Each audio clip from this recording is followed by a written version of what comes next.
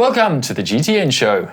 Yeah, this week we are sending out our deepest sympathies to the families of two men that sadly passed during the swim at Ironman Cork. The conditions in which the athletes were sent into were questionable, and it has sparked a debate as to whether it should have gone ahead and where that line is. Yeah, we also have a packed weekend of racing to dissect, including the PTO Asian Open and the Paris Test event and a whole lot more. Yeah, and checking in with Christian Blumenfeld, who raced two of those events 7,000 miles apart on the same weekend.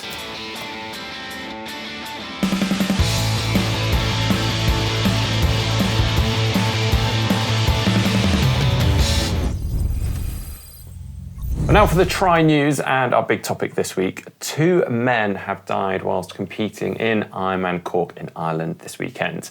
The man, one aged in his 40s and the other in his 60s, died during the swimming leg of the event. The men were pulled from the water by emergency services and later pronounced dead, although obviously at this stage we cannot confirm the cause of those deaths. Yeah, to put this into some context, the 70.3 was supposed to happen on Saturday, but was postponed to the Sunday, the same day as the full-distance Ironman Cork, because Storm Betty, the second named storm of the season, had been barreling through on Friday evening.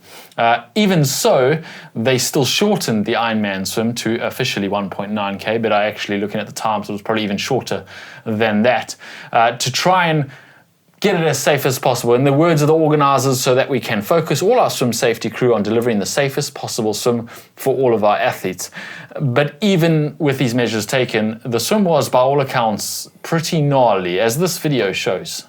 Well, there are obviously two sides to this debate, as always. Whilst our deepest sympathies go out to those families involved, the reality is people do die during Ironman swims, even the calmest and most optimal swim conditions. The exact cause usually do involve underlying health conditions or heart failure. And whether or not this is triggered by swim conditions or simply leads to death more readily than if the same cardiac event had happened on land is obviously impossible to tell. Yeah, and race directors are in an impossible position, kind of damned if you do and damned if you don't. If they cancel a swim because of some waves and chop, they've got 2,000, even 3,000 athletes who are not getting what they paid for, not getting what they trained for, which is an Ironman with a swim.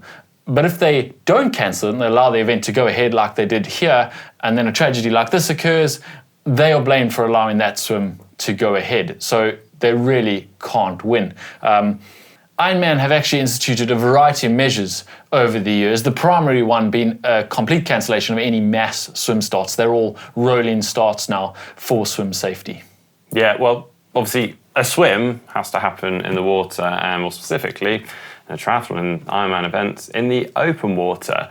And that means that even with the most stringent safety measures in place, there will be a delay in personnel reaching a swimmer that's in trouble. Yeah, so what is the solution? Is it no more swims at Ironman events, just make Ironmans duathlons? Or no more open water swims? Have all Ironmans in a pool? Right. That's not a good one. Or have mandatory health checks before you can even enter an Ironman. You have to have a clean bill of health, of heart health at least, which they do actually do in France. Yeah. To join the Triathlon Federation, you have to have a certificate of health. But that is a barrier to entry into the sport, which we don't necessarily want to bring in. Yeah, or they could obviously smaller in the field, so they've got more safety personnel on hand per athlete, I guess. A higher ratio of safety personnel to athletes, but that means more expensive races because they cost a lot of money to put on, and that's obviously spread out amongst the number of competitors. So there is really no ideal solution here. I don't know whether you guys have any comments. You can leave them in the comment section down below. We certainly don't have the answer. It is, of course, a tragedy, and as we said at the beginning, our hearts do go out to these families. But jumping on the race director and blaming them is also not fair at all. No, and we had this discussion actually in the office. I mean, also for those athletes stood on the side, what do they do? And I guess the problem is you're stood on that start line having paid hundreds of dollars for an event, and you put your trust in that event organisation in the decisions that they make. So if they say and deem the swim okay, then you go for that, thinking that they've got enough safety personnel. So it's a really hard decision, isn't it? It is, yeah. But then at the same time, you can't expect safety personnel to be within 10 seconds of every athlete. When there's 2,000 athletes, you know, you would literally have to have a safety personnel officer on a kayak for every single swimmer out there to keep it completely safe. And yeah, It is very difficult. It is obviously tragic. This result of this is tragic. As we say, we don't know the cause of death, but either way, it is tragic. We hate to see it happen in Ironman. Hopefully there is a solution and the sport can carry on as it is. Well, moving on, and unfortunately some more bad news. Ironman have made the tough decision to cancel Ironman Canada, scheduled to take place this weekend due to the ongoing threat of wildfires that have raged all summer long. In a statement, Ironman noted that the current state of emergency in British Columbia, as well as restrictions on non-essential travel and accommodations, has led to them needing to act. Yeah, they've been offered a whole host of transfer or deferral options, also indicating that the as yet unconfirmed Ironman Canada 2024 will happen in Penticton, because you can now defer to that event. The state of emergency was issued on Friday because there are fires burning across the province, but also really close to Kelowna and Penticton, where the race is actually going to happen, and so they simply couldn't host the event. Yeah, the fires in British Columbia have scorched an area approximately the size, if not slightly larger, than the state of New York, which is pretty mad. And the total fire volume in British Columbia apparently accounts for over a third of total fires in Canada at present. So yeah, it's led to Ironman obviously having to make this tough decision, which is sad news for the athletes. Yep, but the worst wildfire season in Canada's history. I think it's not that important hosting an Ironman. Sure, it'll be on next year. Now for What the Tech, and in last week's show we showed you these bikes, the Hope Lotus bike and the Look P24 bike, which have some remarkable similarities. And it actually turns out that British Cycling, the team that are riding the Hope Lotus bike, are actually taking some or potential legal action over those similarities, because that Hope Lotus bike actually holds some patents for its design, which was previously for the Tokyo 2020 bike, and obviously they've developed it further for 2024. Yeah, when it was first released in 2019, it turned a lot of heads because it had these really wide stance forks and also even a wide stance seat post, which is really odd. The idea behind it being that they were all in line with the rider's legs, and apparently it saved 2 to 3% in aerodynamic gains, and that's very significant when you're talking track cycling. Now, the issue with this, and British Cycling potentially suing the makers of these bikes for patent infringements, is that the homologation deadline, that is the deadline to submit your design to the UCI for approval for use in Paris 2024, has passed. So therefore, if these bikes are deemed to have breached any patents, they can't be redesigned and still used for Paris 2024. So it could be significant if they are seen to have infringed on the design patents. Watch this space, I guess. Yeah, watch this space indeed. Another quite a big bit of news in the cycling world is that MyWhoosh, the virtual training platform, has signed an exclusive 3-year partnership with the UCI to host the UCI Esports Cycling World Championships. So yeah, they'll be hosting from 2024 through to 2026, and this marks the event's departure from rival training platform Zwift, who have actually been hosting the Esports Championships since the start, since 2020. Yeah. CEO of MyWhoosh, Akhtar Saeed Hashmi, said, MyWhoosh and UCI were working closely to organise the UCI Cycling Esports World Championships with firm race control mechanisms.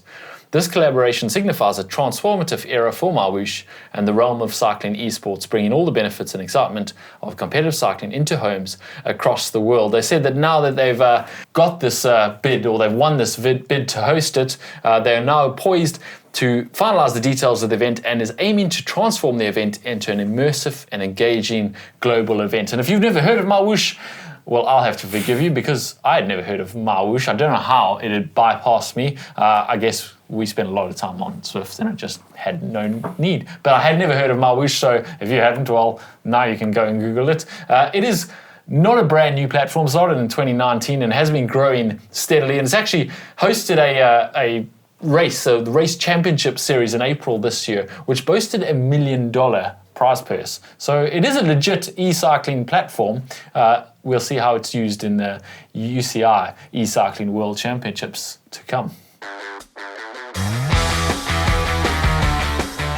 But now, moving on to the race news, and starting with one of the big events this weekend. That was the Paris test event, and the reason it's called the test event is because they literally test the course for the Olympic Games. So many of the athletes that are vying for position in their country's team will be present and competing on this course. It's an ideal opportunity to see what it's like. Now, in the men's race, Alex Yee ran away with it, literally posting a 29-minute flat 10K. But it would have been faster. Exactly, I mean, he eased up at the end and was half-halving and really cruised in. He was about 27 seconds ahead with a lap to go. So yeah, unfortunately, Hayden Wild pulled out due to actually having a bike crash on the way to the event, I saw. Which is on that morning, which is really unfortunate. It would have been great to have seen Yee and Wild potentially duking out. But it was still very fast and furious, even without them. And there we have Vasco Vilasha coming in second, still posting a 29.15 run split, and Dorian Connings in third. Yeah, there was a whole lot of things on the line for this, because not only is it a test of the course, it's also the real qualification kicks off for the Olympic teams. And one of them was Alex Yee. He has now secured his spot finally for the Paris 2024. That can't be taken away from him. We weren't going to go into all of the ins and outs of all the different countries, because every federation sets up their own qualification criteria. For the Brits, if you were a previous Olympic medalist and then you medaled at the Paris test event, you were guaranteed there was automatic qualification for Paris 2024. Some of the others you had to finish in the top 5, some of the others you had to finish in the top 8, plus a World Triathlon podium, etc. It gets very complicated. All of the countries have slightly different ones. Someone else who did qualify was Morgan Pearson, who finished 6th here in the Paris test event, and he has stamped his ticket to represent the USA next year in Paris 2024. Yeah. Also, quite notably, because we're going to talk about him again in a second, Christian Blumenfeld finished in 9th, which might not be the top spot that we're used to seeing Christian on, but 9th in a short distance race, and with the race coming up this weekend, and a sub 30-minute 10K. Pretty impressive. Pretty solid. Yeah, someone who wasn't up in the top front of the race, surprisingly maybe for some, was Johnny Brownlee, who is attempting to go to the Olympics again. And he is really actually one of Britain's only other potential men for the field in the Olympics 2024, but he had a bad race, and a really bad race, and almost inexplicably bad race, finishing 3rd or 4th from last. But then he explained afterwards what had happened. Johnny Brownlee saying there, really tough few days, worked really hard for this race and didn't get the chance to show it. Lost my best mate, and a picture, an emoji of a puppy dog. The little guy converted me from a runner that got annoyed by dogs snapping at my heels to someone who couldn't wait to come home to see his happy face. He brought so much happiness to so many. We will miss you. Barnstagram, which was his dog, which unfortunately he was carrying a fair amount of emotional baggage going into this race, and understandably he just couldn't pull it together on race day. Condolences to him. Yeah, really sad. And hopefully we'll see him bounce back at the grand final in Pontevedra in not too long. Yeah, obviously we also had the women's race. Interestingly, we saw Flora Duffy flying out doing the event. Well, actually, no, she didn't. She did the familiarisation the day before. Obviously was down to do the event and then pulled out, said she's not ready to come back into full-blown racing, coming back from her injuries and recoveries from that. Yeah, obviously a course recce going on there. I mean, everyone gets to course recce the route the day before the race. Flora's doing a course recce a year before the race, because for Bermuda she's guaranteed to make the team, but she's obviously not race fit. But they won't let you ride the course familiarisation unless you're on the start list for the test event. Smart. So she rode the course familiarisation and said, I'm actually not ready to actually race. So yeah, she's seen the route, but without actually having put a big race effort in. Yeah, well, the winner of the race was Beth Potter, the only athlete to run a sub 33-minute 10K. Very impressive. Cassandra Beaugrand in 2nd, and Laura Lindemann in 3rd. Yeah, Cassandra Beaugrand and Beth Potter having quite the duel on the run. It was very exciting to watch, and Beth Potter got the better of her in that sprint. And yeah, she's definitely put her name out there for Paris 2024. She doesn't get automatic qualification for that, but the Olympic selection the committee for British Triathlon almost certainly is going to choose her now based on that result. Meanwhile, Taylor Knibb has stamped her ticket to Paris for the USA team, so she's guaranteed. She finished 5th at the Paris test event, and she's definitely in for Paris 2024. Meanwhile, Yee and Beaugrand now jump to the top of the rankings for the WTCS World Triathlon Series, with only one event to go, and that is the grand final in Pontevedra in a few weeks' time. And thought just jump onto this very quickly because we saw this on social media and I thought it was quite funny. Pro Tri News actually shared, it was Clodian Gosling, and I believe On Your Left Triathlon shared this, so he is referring to the prize money from the Paris test event and actually just how poor it is. He says he actually earned more by winning an eating competition. It is pretty sad, isn't it? I mean, yes, you look at first place, $7,500 for Alex Yee, which sounds like a lot, but these events aren't that frequent, and who's to say you're going to win the event every time round? So, and 10th place, ran and swam with the best, swam and biked with the best in the world, and then ran at 30 flat. And he's travelling around the world, living months away from family and friends. That's $525. Fair point. Yeah, very fair point. Fair point. There was also the mixed relay the following day in Paris, and obviously this was a bit of a test for the mixed relay, which has an Olympic medal attached to it next year in Paris, so similar test event. On that side, Germany took the win, but there was no swim. We've spoken already about the water quality in the Seine and hopefully cleaning it up for next year. They said it was okay for the individual events the days before, but clearly they had some rain or something flooding into that river, so they didn't have the swim, and it was a duathlon, a 900-meter run, a 5.8k bike, and a 1.8k run 4 times, so 4 relay legs. Germany took the win there ahead of Great Britain, which with Belgium getting third, and those three teams, I believe, now secure their spot. They don't have to qualify anymore for next year's mixed relay, so they'll definitely be competing next year. Cool. Well, moving on to the PTO Asian Open. This took place in Marina Bay in Singapore. It's over the 100k format, and there's a 100k win. Well, money for the win, which is not prize purse, it's actually 100k for the win there. Now, in the women's race, it was a rare sight actually to see Lucy Charles-Barclay not leading the swim out. It was Sarah Perez-Sella. Is that the first time ever that Lucy Charles was beaten out the water? I did see someone say that, and I didn't want to... be verified, but I think she might be first time. TBC. Lucy came out on the feet of Sarah, and Rebecca Clark came out another 54 seconds down, and then we had a smaller group forming a little bit behind them again, and that included the likes of Ashley Gentle, Fenella Langridge, and Chelsea Sodaro, and then Anna Haug, another 45 seconds adrift.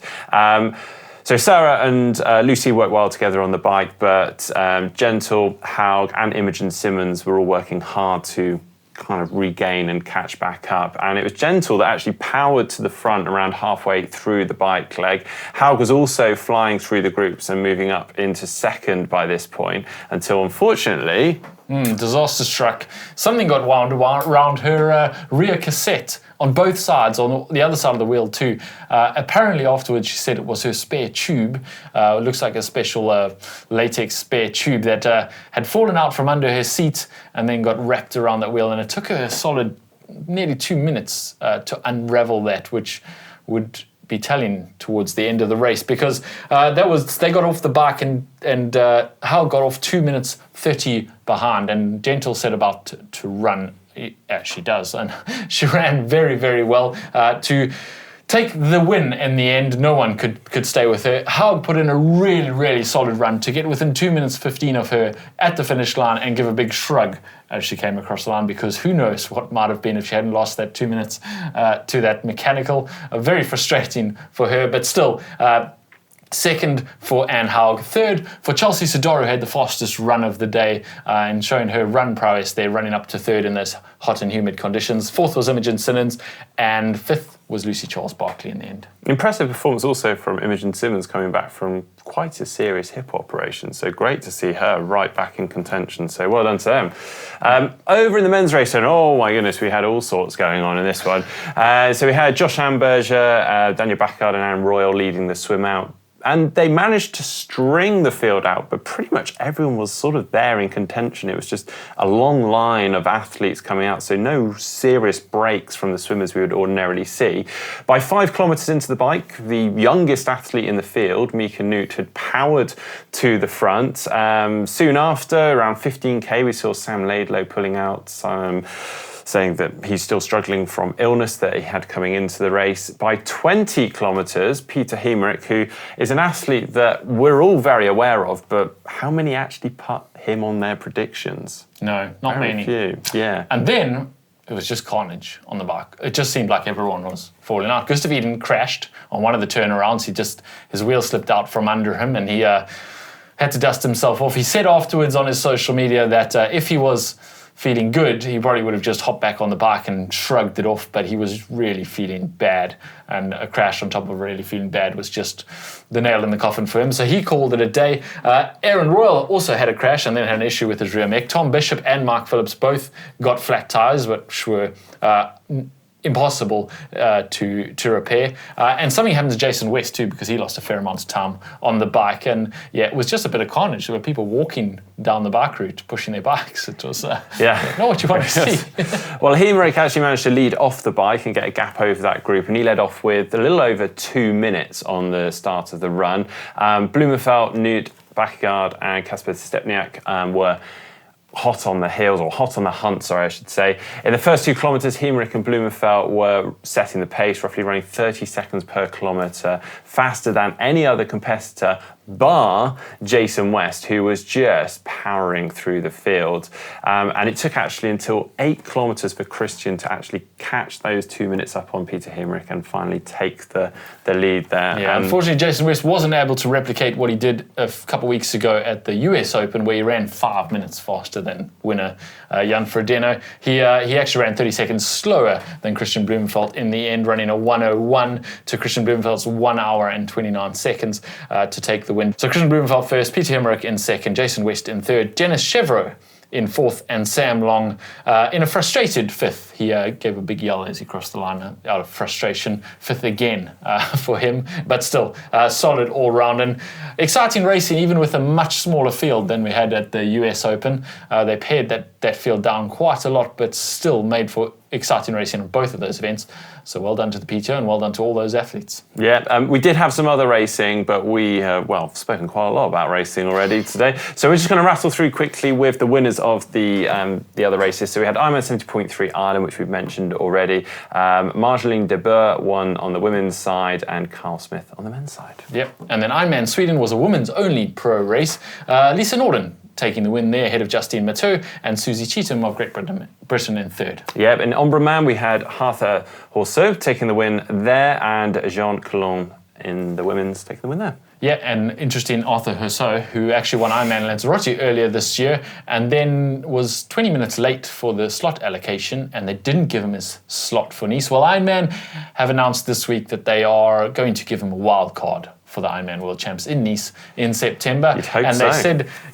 They said it's very much a first of its kind, and I think it is. And even we said at the time that if anyone was going to not do this, it would be Ironman and not give him a slot just on principle. They have relented and they have given him a slot. If you didn't know, he missed it. He was apparently in an official Ironman vehicle. He was delayed getting there because of traffic or some other reason. He missed it by 20 minutes, even though he'd already said that he very much intended to take his spot. He then also attempted to qualify again at Ironman France just a few weeks later, but stomach issues took him out of that race. And bearing all of that in mind, and now that the qualification has closed, Ironman have said that they will honour it and give him a slot, a wild card. They said because he didn't blow off the slot ceremony, he was just late. He made it clear that he did intend to accept the slot because he apologised publicly to the person who did get the slot, who was kind of ostracised in social media for taking a slot that the guy ahead of him earned more than him, essentially. Unfairly ostracised, I must say. And also because he did try to qualify at Ironman France. They're going to credit all that to give him a slot, and we will see him line up in Nice in September. We also had Ironman Mont Tremblant, which again was a women's only Ironman event for the pro field, and it was Rachel Zelinskas that took the win there. Yeah, and then there was also Xterra Germany, which had a short track and the full distance, the 9th of the series of 12 Xterra races. Arthur Series of France taking the win, and Sympathies also of France taking the women's win. And both of them also took the short track win the day before, and both of them also are leading the overall series after 9 of 12 races. Very impressive. And one final race, and that was the Global Triathlon, Germany's oldest triathlon apparently. And Patrick Lange announced a few weeks ago that he was planning to do that, and he did take the win there, although was pushed by Ruben Zepenka, who apparently pushed him all the way on the bike and kept him on his toes. And on the women's side, it was Rebecca Robisch. And there's more racing happening this coming weekend. The 70.3 World Championships is coming up, and Christian Blumenfeld is flying back across the world to go and do that one. And that should definitely be some interesting racing. Also, the Super League Triathlon is back this weekend in London and the following weekend in Toulouse. So that's some very short course racing to look forward to this coming weekend. Exciting racing all around in the triathlon world. Okay, now it's time to look at our pinboard and see some of the things you guys have sent in. Remember, for this month, we're looking at for your pre-race excitement photos before things go wrong in the race. Jason from Marina Bay in Singapore sent this in. He said, having just started multisport in May this year, I suddenly found myself in the first international race at the inaugural PTO Asian Open in Singapore. I've never been this excited for a race before, and it got so infectious. My friend who lives in Singapore brought his daughter to watch the pro women's race after I set up my bike in the transition zone. Getting a half hour from Anne Hauger, she ran down the chute to a fabulous finish. May have been the magic touch for me, not only to surpass my high estimates in the race plan, but also to break a few PBs on my race on Sunday morning. He is looking pretty excited before that race. What a cool event to do as well. Yeah, if you've only recently got into triathlon, great stuff. Thanks for that. Next one from Katie, and this is from Challenge London. Turned up extra early the day before and managed to get prime position on the racks. Completed my Olympic distance without having to hunt around for my bike. Amazing. I can confirm, particularly that event, there are so many racks in that expo that it can be quite hard. So if you can pop your bike right at the end, makes a big difference. Pro tip there. Well done, Katie. And then Matthew sent this one. It's of his S-Works shift disc in New York City. Now, this is not actually a pre-race photo, but he got out early to race his TT down the streets of Manhattan, and that must be pretty novel. That is cool. Riding down, I mean, the banking area of New York City. I know it's not a pre-race. I know it's not a pre-race photo, but I'll give you a pass on this one because that's very, very cool. Pretty cool. And then we've also got the Stanleys, also not a pre-race photo, clearly a post-race photo with their medals around the necks, but Stan Squared, they call themselves, and just completed the Atlantic City Triathlon. The Stan on the left finished a respectful 7th in his age group. The Stan on the right finished an hour slower than the Stan on the left, but finished first in his age group. Another reason to love triathlon. Amazing. Well done, Stan and Stan. Yeah, very well done. Well, do please keep your photos coming in using the photo upload link that's on screen right now, or you can find that in the description just down below. But that is it for the show this week. We hope you've enjoyed it. If so, please give it a thumbs up, give it a like, but do stay tuned because we've got more coming up on the channel, including a big Norseman duel where we basically witnessed Sebastian Kienle and last year's winner go head to head. Yeah, very exciting. If you're looking for something to watch right now, last weekend we brought out a very interesting video on sunscreen and getting your skin checked. And it is a bit of a public service announcement, but it's for you. So you should go and watch it, definitely.